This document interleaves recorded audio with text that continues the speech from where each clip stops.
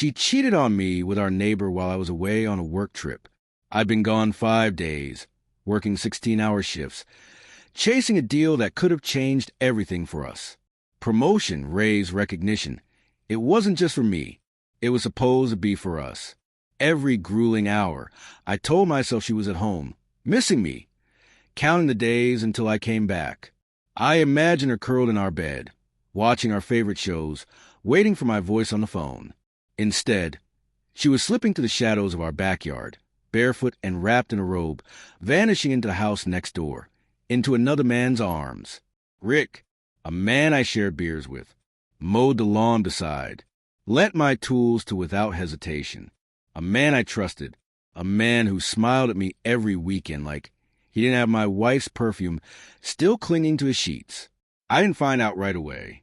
When I walked to the front door, she greeted me like she always did, kissed me softly, asked about the trip, smiled like nothing had changed, but something in her eyes had gone cold, detached, like she was already elsewhere.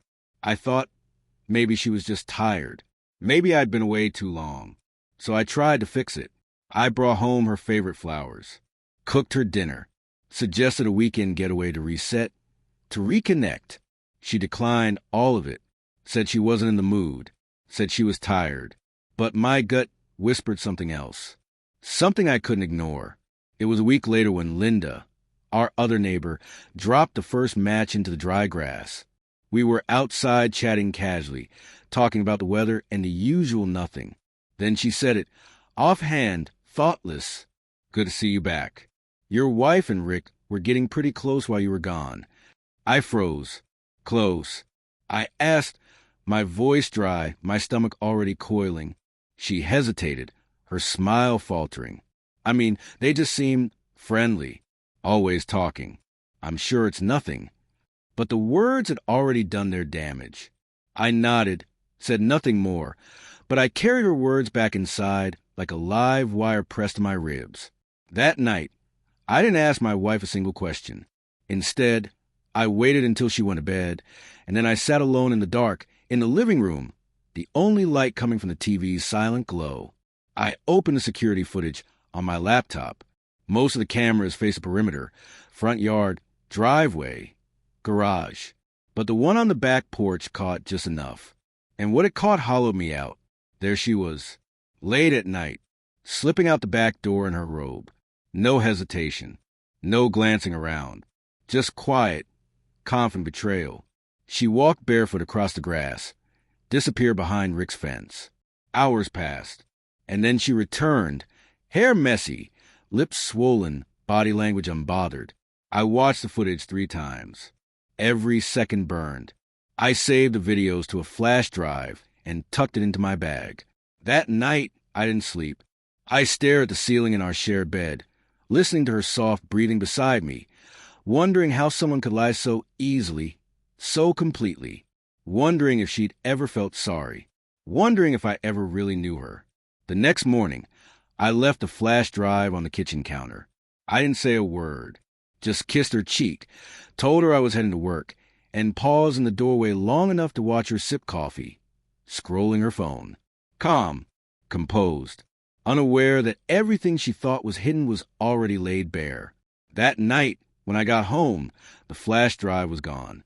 She didn't speak. Her eyes were swollen, red, and she didn't deny it.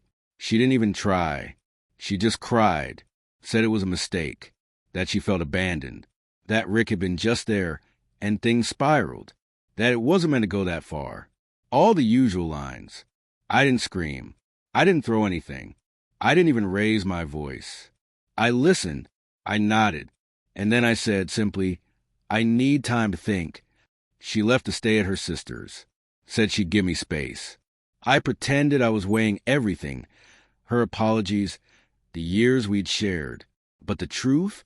I'd already made my decision. I'd already made a plan. Because Rick wasn't just a liar. He was married, too. His wife, Claire, had always seemed sweet. We only spoke occasionally. Neighborhood barbecues, holiday greetings, the odd conversation while walking our dogs. But she had kind eyes, and she deserved to know. So I sent her the footage. No message, No explanation. Just the truth, raw and unfiltered. She replied once. Just 2 words. Thank you. 2 days later, she knocked on my door with a suitcase in one hand and her dog in the other. Her eyes were hollow, her voice flat. He kicked me out, she said. I don't have anywhere else to go. I stepped aside. You do now. That first night, we didn't say much. She cried quietly in the guest room. I sat out on the porch, staring into the dark, nursing a beer that tasted like dust. But having her there, it felt right. Not romantic, just human. Like I wasn't alone in the wreckage anymore. Over the next few weeks, we found rhythm in the silence. We didn't talk about them, not at first. Instead, we talked about music, about work, about the little nothings that make up daily life. She played piano. I liked to cook.